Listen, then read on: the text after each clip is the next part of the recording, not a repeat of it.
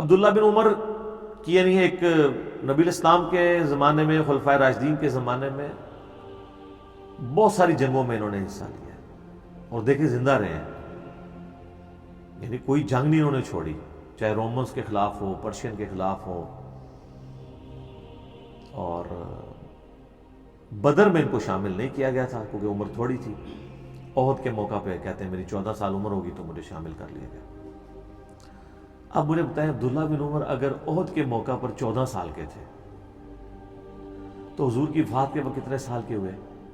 22 سال. 22 سال کیا عمر ہوتی ہے؟ کتنی احادیث روایت کی ہیں.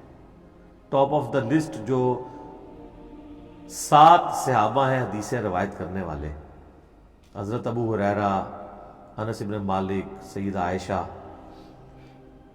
جابر بن عبداللہ، عبداللہ بن عباس بھی ان میں شامل ہیں. تو اور عبداللہ بن عمر بھی شامل ہیں. یہ وہ عبداللہ بن عمر ہے. لیکن جب مسلمانوں کی باہمی خانہ جنگی شروع ہوئی ہے حضرت عثمان کی شہادت کے بعد، پھر یہ کسی جنگ میں انہوں نے اس کے بعد پھر مرتے دم تک کسی جنگ میں حصہ نہیں لیا. یہ سمجھتے تھے کہ یہ اس جنگ میں مجھے علیحدہ رہنا چاہیے.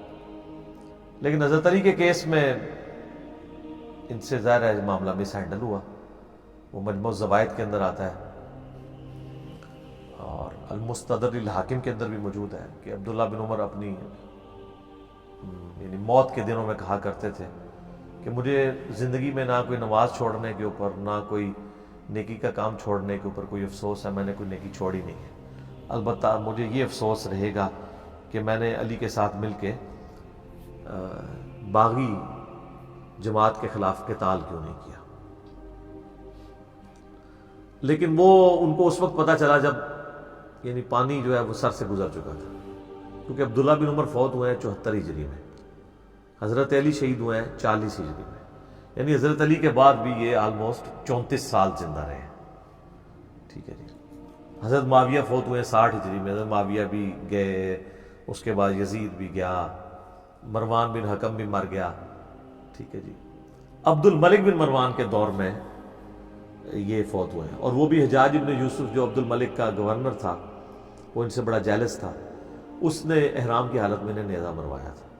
اسی لیے بخاری میں آتا ہے کہ جب وہ ان کی تیمارداری کرنے آیا، بستر مرگ کے اوپر تھے یہ، اور کہا کہ مجھے پتہ چل جائے نا آپ کا قاتل کون ہے تو میں اسے نہ چھوڑوں. تو عبداللہ بن عمر نے پھر تقیتاً بات کی. انہوں نے کہا میرا قاتل تو وہ ہے جس نے احرام کی حالت میں لوگوں کو آلات جنگ لانے کی اجازت دی ہے، رسول اللہ نے تو اس کی اجازت نہیں دی تھی، یعنی تم ہو میرے قاتل.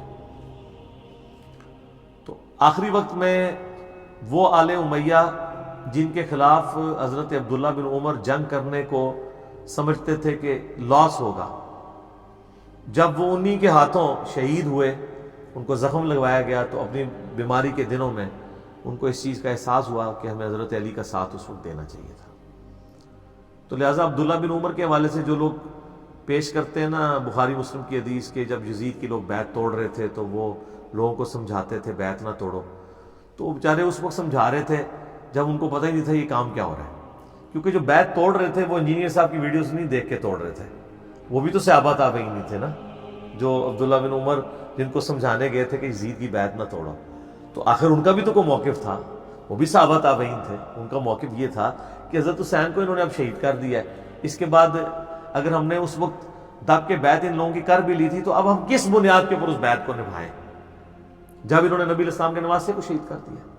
اس لیے پھر وہ یزید نے مدینے پہ حملہ کیا، واقعہ ہررا ہوا، پھر کعبے پہ بھی چڑھائی کی، یہ سارے معاملات ہوئے. تو یہ عبداللہ بن عمر سے چونکہ یہ چیزیں جڑی ہوئی تھی اس لیے میں نے اس کو بیان کر دیا.